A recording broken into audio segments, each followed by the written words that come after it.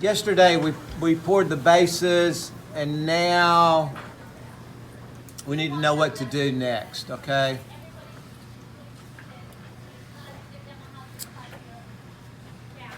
These little black booties were inside the stone, and if you look at the bottom of your model, you'll see the shadow there, and I just want you to dig them out, okay? Don't grind the bottom of your model, because if you hit these pins, it flattens them out and they get wider than the hole. And if it's wider than the hole, it's not going to come out, right? Is that right?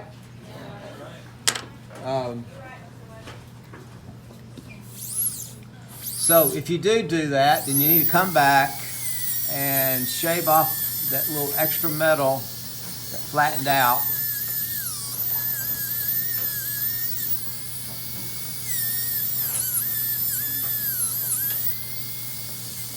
So it'll pass through.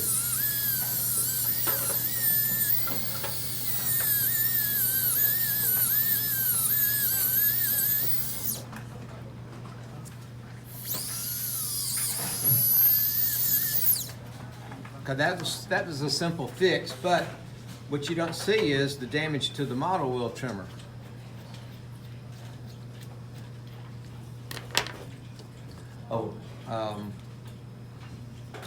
The next thing you're going to do is get your slow speed.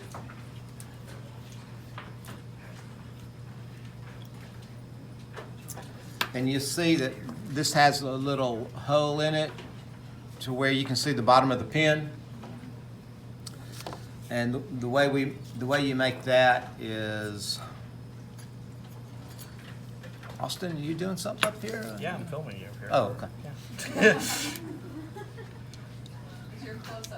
Yeah, it's your close-up shot. Come in here and just, Dr. Coy's already marked this. So we're making little tunnels.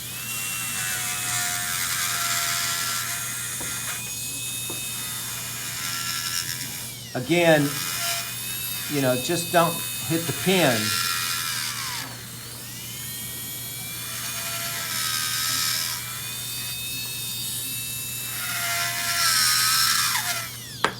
And make sure you come all the way through the edge of the model.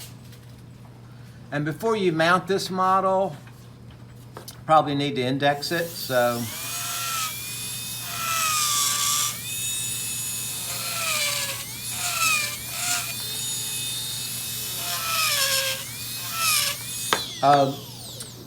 you do this in case it falls off your articulator and you want to put it back on so you orient it right back in the right spot. Okay, have we done this before? Yeah, yes. Okay. Sorry, I didn't mean to tell y'all something twice. Because I need to tell you things 3 times. Okay, sawing them out. You don't want to hit your margins. If you hit your margin with the saw blade, you need to go back to your impression and pour up your model again, which means you got to put new pins in, you got to put a new base, you got a new, okay? See the margin? That saw can't hit the margin. Should we cut the margin with the saw blade? Okay. Unless you want to start over, it'd be the best way to start over. So I'm going to try to saw straight down this red line. That red line is probably not even in the right position. Maybe it should be where this line is. We're going to wax up a crown on this. So don't mark your margin with anything but the red pencil. Graphite is an anti-flux, and the gold won't cast to, if there's any of this on the wax pattern, the gold won't cast to it. So use the red pencil whenever you mark this margin. Thank you. And we'll mark that in a little bit. So I've got like 12 saws. There's only 4 of them up here right now.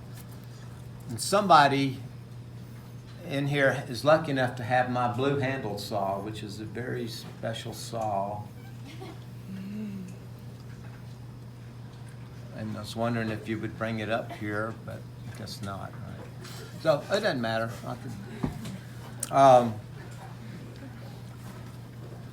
It's okay. This is a 6-inch blade, 5-inch blade. It's okay to touch the teeth on the opposite arch. That's not going to mess up your bite. Okay? Just don't cut it and where there's another pin on the other side, because the saw won't go through the metal.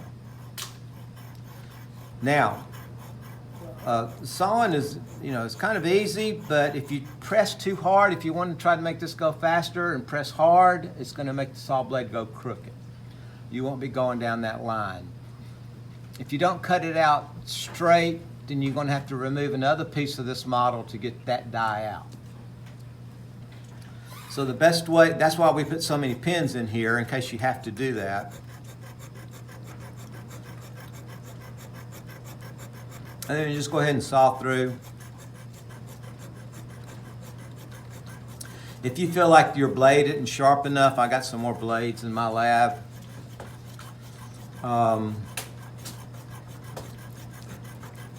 But that blue handle saw, man, I'm telling you, that is the best saw.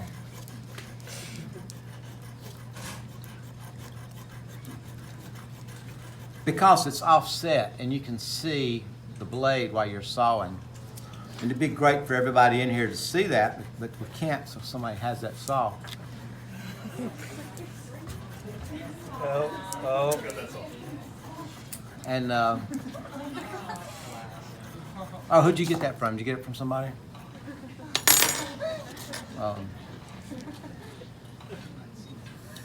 See what I'm talking about?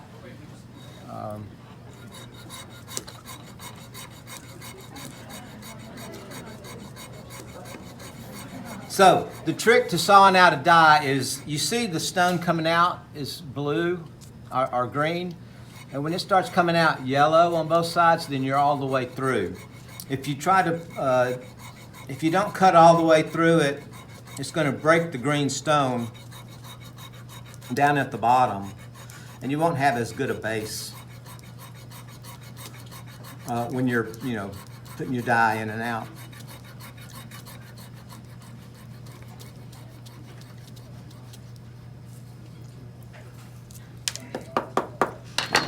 And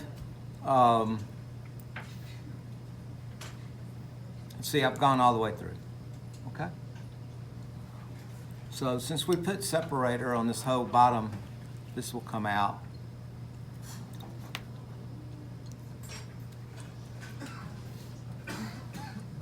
And then now we'll saw the other side out.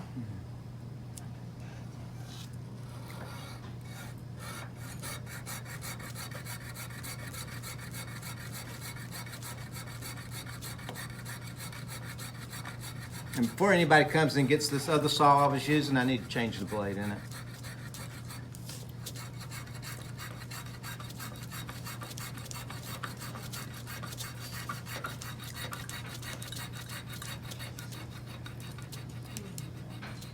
Okay, so basically all you need to do is make 2 cuts. And then you push the pin out, okay? The first time you take the pin out, don't pull it, because it may be hard to get out and you may disconnect the pin from the stone. The glue is pretty good, but it's not, well, it's super glue, but sometimes it doesn't just stay in there. Okay, this is what we're looking for. Now, you want to put everything back together. And since this came off, you can probably glue this back on and, glue it back in the right position. This model's kind of damp, so I'm having a little bit of trouble with it. So when you mount this, you just put red rope wax here in all these grooves where the pins are, except for where you made keyways, okay? Oh, here's some red rope.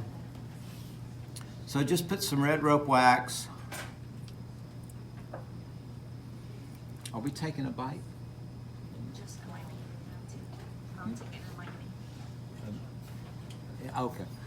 So we're just gonna, you already have your lower model mounted, so just sit this on there.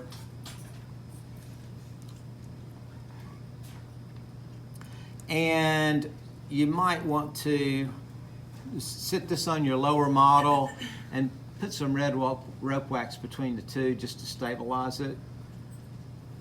And then mount the upper, okay? After the upper's mounted, then you gotta dig this red rope wax out so you can see your pins. And then after that, you will just be getting your pin out like, using an instrument to push it down, okay? Any questions so far? Gosh, that was great. Good, thank y'all. Wait a minute, I'm not through. Now, do we want to talk about trimming the die? Sure. In order to wax this up, you need to expose your margins. Every time I press the wrong button. So, what's the margin? The margin is hard to see. Is where your burr stopped cutting the tooth.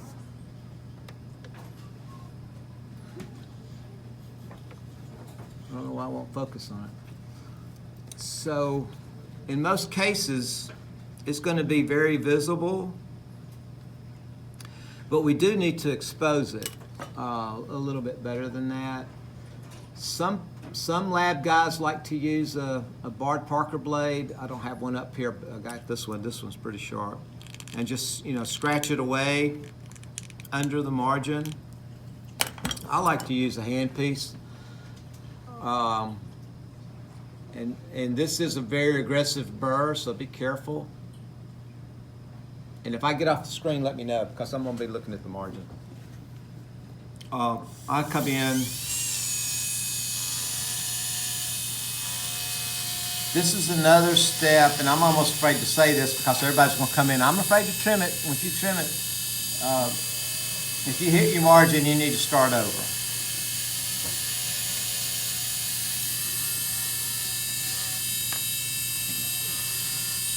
But I guarantee you, if you start over, you will do it in half the time it took you to do the first time.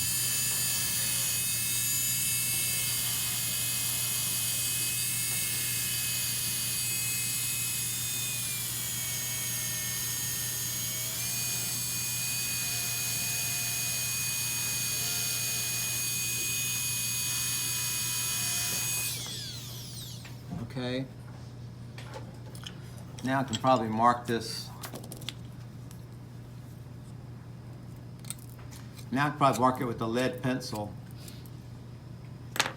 No, Mr. Webby, you said red pencil. Okay. You mark it with your red pencil.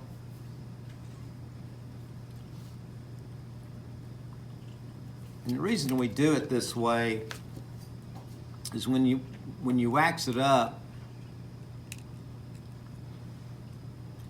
you can come in with your instrument to trim the wax back, and you have a little space underneath the margin for your instrument to touch and clean off that wax from the margin. After this, we'll put dye hardener on this die, and it seals the die and it seals the red line on there, okay? Some students in the past would wax up a crown and scratch the margin off because,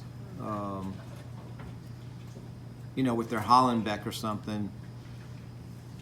And then when they re-waxed it, it's not the same size as the crown. It's not the same size as the prep. So, be careful with this margin. I can't tell you how important that is. If it's open, then you're going to get decay underneath your crown. If you make your crown and it's overextended, if the crown goes past the margin, you're going to get plaque up under there because it just creates a space for it to happen. Now, are there any questions? This comes after you mount the case.